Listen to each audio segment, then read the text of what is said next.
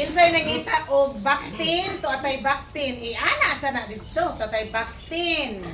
Oh, tatay baktin. Sa mangita og lechonon ni atay mga lechonon.